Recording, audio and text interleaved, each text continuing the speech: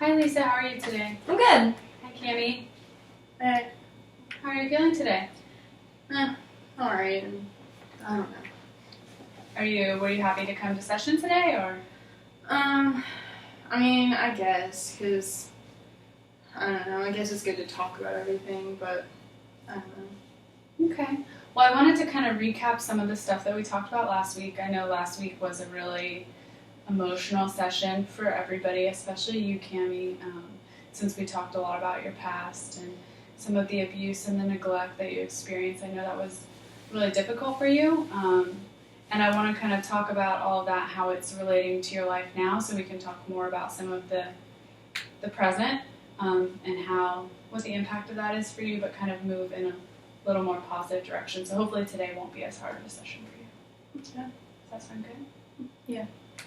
Okay. So the first thing that I wanted to do was get a better understanding of all of the different systems that kind of work between your relationships. So we wanted to talk about everything that's going on externally. So we've talked a lot about your relationship in previous sessions, and then last week we talked about the abuse.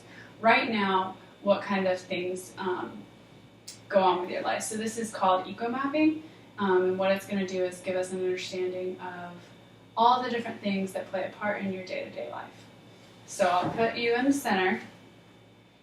This is your relationship, Cami and Lisa, mother and daughter, and then we'll kind of branch off and put the different systems that are in place, okay? So one of them I know for you is school, right?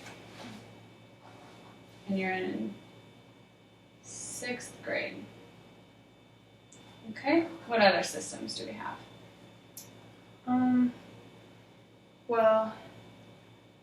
Like extracurricular, so Okay. like sports and stuff, but Yeah. You really like soccer, right? yeah. So I would like to play soccer with the school, but Do you have to be in 7th grade to play soccer? I don't know, but Mom won't let me now anyway, so. Okay. How does that make you feel? Frustrated because it's something I want to do, and I feel like she just doesn't let me do anything I want, so it's just another thing I can't do. Okay. Have you ever asked her maybe why that she doesn't let you do that? Well, just because she's overprotective. I mean, I already know. Okay. Do you have anything to say about Well, I think that? it's more that this is still a new transition, and it's a whole new environment of her being in her home now, and then now it's a new school, and just everything so new. I just wanted to make sure everything was going to be settled in before. I'm open for next year to doing soccer and everything like that. I just think this is a lot of changes right now, and it's overwhelming for all of us, and I think next year we'll have a better way of scheduling things and making sure that we can do that. And I think we'll both possibly feel better about it. How does hearing that change the way you feel about not being able to play soccer? I guess it makes sense. I mean, it makes it feel a little bit better to know that it's not just because she's scared of what I'm going to do, or, I don't know. It's Right. good to know that there's Yeah, I'm a always reason. going to have fears because it hurts to know that you've been through so much, and I want to make sure that when you're with me and in our home that you don't feel that way. And so I just want to make sure that that is there. And I think, I don't know, I don't want you to feel that way ever again. And it's stressful, and I don't want to make you feel that way. That's good, I guess. I think that was a really good form of communication between the two of you just then, because at first, just to kind of reflect on it, so at first you thought that your mother was being overprotective, but she explained some other reasoning behind you not playing the soccer, such as making sure you're not overwhelmed, things like that. So I think it's an important step to move into constantly communicating our feelings as much as possible.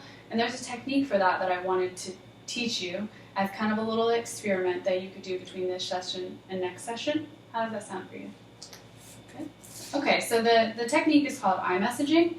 So what we'll do is have this as an experiment, and we'll come back to the eco-map in a little while, but this will be an experiment between the two of you. So what I want you to do for the next week is every time one of you has a strong emotion, whether it's upset or anger, however you're feeling, instead of blaming the other person or instead of jumping to a conclusion, assuming something, you're going to start out by telling the person how you feel in the form of an iMessage. So that looks like getting upset about something, and instead of saying, you made me so mad because you did this, saying, I'm feeling mad because of this situation.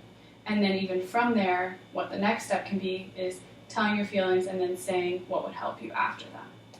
Does that sound like something each of you could do? I'm open to it.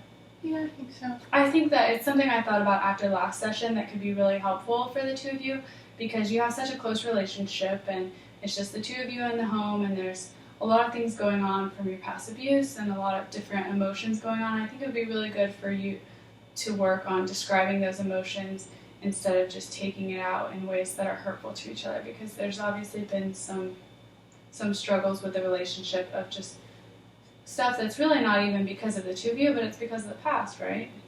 How do you think that that impacts you? All of your past abuse and neglect with your biological family and then the foster family you're with, how do you think that plays into you with your new mom? Well, I mean, things are, you know the story. Things haven't been very good in the past, and I think it sometimes makes you scared that this is going to go bad too.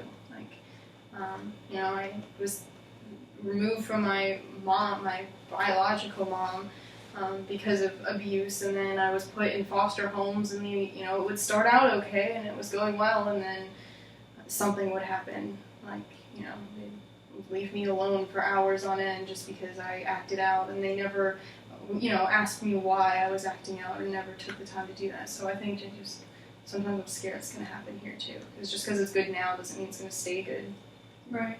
So based on what you're saying, do you think that talking about emotions and talking about the way that you feel in different situations is something that's really important to you and would really be beneficial for your relationship? Yeah, because sometimes I just want someone to ask me why I'm upset or why I'm acting out, because I think that could have helped a lot in the past and prevented some stuff from happening. Well, I'm really glad that you said that, because I think a lot of times when you did act out, it made me feel like you didn't want me to be around or to ask you things, because you just seemed like you just wanted to be alone in your room. So I wanted to respect that, and I just didn't know, because if you got so angry, I didn't want to make it worse, or I didn't know what you wanted. Well, sometimes I need some time to cool down. I need time to be alone and think about it, but eventually I want to talk about it. It's nice to know someone cares and wants to know. I think this is another good example of using the skills that an iMessage brings, because it'll really just to do it for a week as an experiment, see how that does for your relationship, and if it does prove to be helpful, then it's something